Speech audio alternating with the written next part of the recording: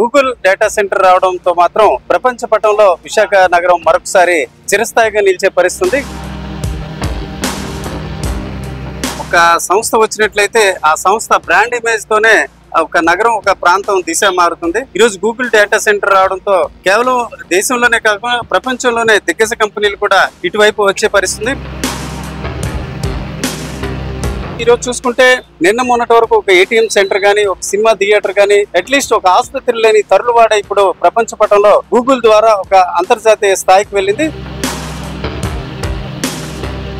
Data centre కు అత్యధికంగా నీరు అవసరం ఉంటుంది. అయితే నీటి వినియోగం ద్వారా ఉత్తరాంధ్రకి నీటి కొరత వస్తుందని కొన్ని వర్గాలు అపోహపడుతున్నాయి.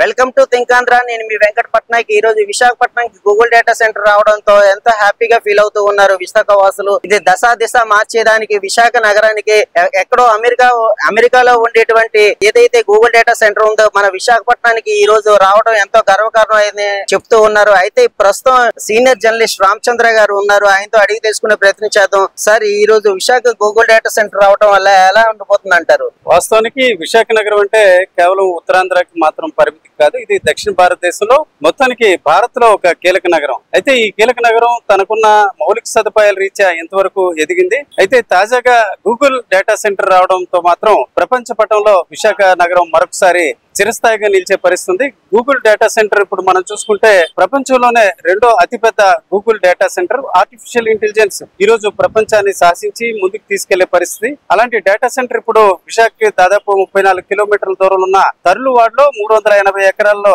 ఏర్పాటు చేయాలని తొలి దశలో ఈ రోజు గూగుల్ నిర్ణయించింది. దీని ద్వారా ఇప్పుడు మీరు చెప్పినట్టు దాదాపు 10,000 ఉపాధి అవకాశాలు రావడమే కాకుండా 2028 నాటికి రాష్ట్ర స్థూల ఆదాయాన్ని కూడా పెంచే పరిస్థితుంది. అంటే ఒక రకంగా విశాఖ నగరం ఆంధ్రప్రదేశ్ ని నడిపించే ఆర్థిక పరిపుష్టి ఈ గూగుల్ డేటా సెంటర్ ద్వారా వస్తుందని మనం చెప్పుకోవచ్చు. విశాఖలోని వేరు ప్రాంతాల్లో ఈ గూగుల్ తన డేటా సెంటర్ ఏర్పాటు చేయాలని నిర్ణయించింది. అందులో ఆనందపురం మండలం తరులువాడ వద్ద, అలాగే ముడిసర్ల వద్ద, అలాగే రాంపల్లి మండలం వద్ద కూడా దీని భూసేకరణకు నిర్ణయించింది 3 దశలో. అయితే తొలి దశలో 380 ఎకరాల్లో ఈ డేటా సెంటర్ ఏర్పాటు చేయడం వల్ల కేవలం తరులువాడ, విశాఖ, ఆనందపురం మండలం మాత్రమే కాకుండా దక్షిణ భారతదేశంలోనే ఎంతో మంది ఇంజనీర్లు అలాగే ఇతర వర్గాలకు కూడా ఉపాధి అవకాశాలు లభించే అవకాశం ఉంది. అమెరికా లాంటి దేశంలో ఉండేటువంటి ఈ గూగుల్ డేటా సెంటర్ ఇప్పుడు మన విశాఖ నగరానికి రావడం మీరు ఎలా చూస్తారు? ఒక సంస్థ వచ్చినట్లయితే ఆ సంస్థ బ్రాండ్ ఇమేజ్ తోనే ఒక నగరం ఒక ప్రాంతం దిశ మారుతుంది. గతంలో చూసుకుంటే ఇన్ఫోసిస్ లాంటి ఐటీ కంపెనీ రావడంతోనే చాలా కంపెనీలు ఈ రోజు విశాఖ నగరం వైపు అడుగులు వేస్తున్నాయి. ఈ రోజు గూగుల్ డేటా సెంటర్ రావడంతో కేవలం దేశంలోనే కాకుండా ప్రపంచంలోనే దిగ్గజ కంపెనీలు కూడా ఇటువైపు వచ్చే పరిస్థితి. మీరు తెలుసు, ఈ గూగుల్ డేటా సెంటర్ రావడంతో సముద్ర గుండంగా దాదాపు 12 దేశాలకి ఒక భారీ కేబుల్ కూడా వేయడం జరుగుతుంది. ఇదంతా కూడా దాదాపు 10 ఏళ్ల వ్యవధిలో పూర్తి చేస్తామని ఏపీ ప్రభుత్వం చెప్తుంది. నిజంగా అదే జరిగినట్లయితే విశాఖ మాత్రమే కాకుండా ఆంధ్రప్రదేశ్ దిశ మారే అవకాశం ఉంది. ఇప్పుడు మనం చూస్తాం, చాలా మంది ఇంజనీరింగ్, ఐఐటి చదివే వారు కూడా ఉద్యోగాలు, ఉపాధి అవకాశాల కోసం వేరు ప్రాంతాలు, వేరు దేశాలకు కూడా ఈ రోజు వెళ్తున్న పరిస్థితి.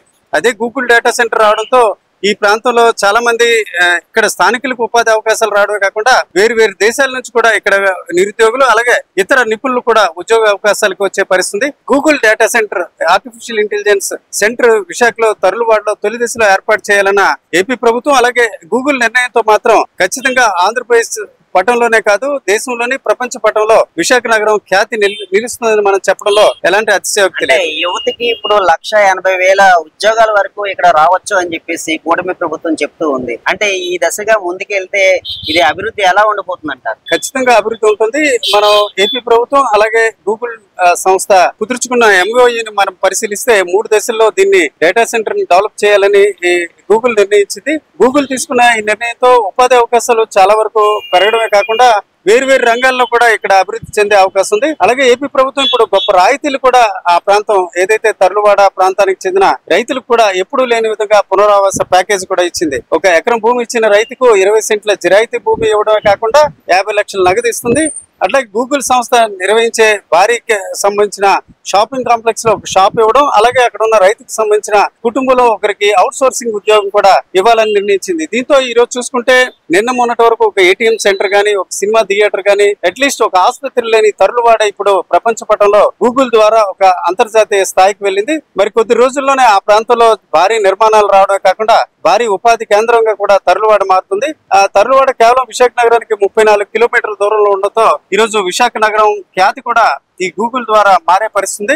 ఏపీ ప్రభుత్వం అలాగే గూగుల్ సంస్థ తీసుకున్న ఈ ఎంఓఈ విశాఖ ఖ్యాతితో పాటు ఆంధ్రప్రదేశ్ చరిత్రను కూడా మార్చి ఆర్థికంగా ఆంధ్రప్రదేశ్ మరింత అభివృద్ధి చెందడానికి దోహదపడుతుందని మనం చెప్పుకోవచ్చు. అంటే ఇప్పుడు చూస్తే రాష్ట్ర వ్యాప్తంగా అభివృద్ధి దిశగా వెళ్తున్నటువంటి కూటమి ప్రభుత్వం ఇంకా ముందుకి ఎలా వెళ్ళబోతుంది అనుకుంటున్నారు మీరు? ఇది గూగుల్ రావడం వల్ల కేవలం గూగుల్ సంస్థ ఒకటే ఇక్కడ వచ్చి పరిమితం అయ్యే పరిస్థితి ఉండదు. మీకు తెలుసు, డేటా సెంటర్ కి అనుబంధంగా చాలా వరకు ఐటీ సెక్టర్ వర్క్ చేస్తుంది.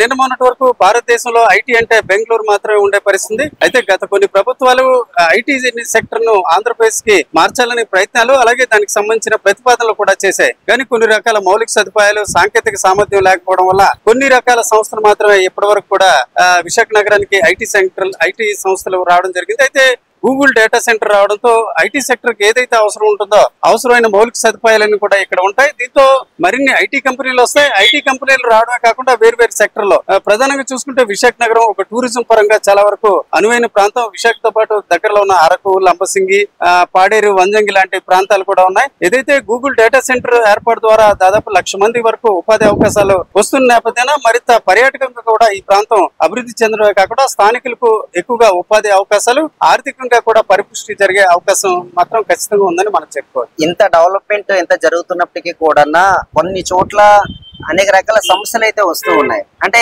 ఎందుకు అని వస్తున్నాయి అనే దానిపై కొన్ని రాజకీయ పార్టీలు విమర్శలు చేస్తూనే ఉన్నారు. అంటే దాన్ని ఎలా చూడాలంటారు? అంటే ఇలాంటి గూగుల్ సంస్థ అనేది ఎక్కడో అమెరికా దేశంలోనే ఉండేటువంటి ఈ సంస్థ ఇప్పుడు విశాఖ నగరానికి ఇప్పుడు ప్రత్యేకంగా ఒక పెద్ద దిశ మార్చే విధంగా ఇటీవలే కాలంలోనే రావడం అనేది పబ్లిక్ మీరు ఏమనుకుంటున్నారు? సహజంగా ఏదైనా కంపెనీ గానీ ఒక సంస్థ వచ్చినప్పుడు లాభాలతో పాటు చిన్న చిన్న నష్టాలు కూడా ఉంటాయి.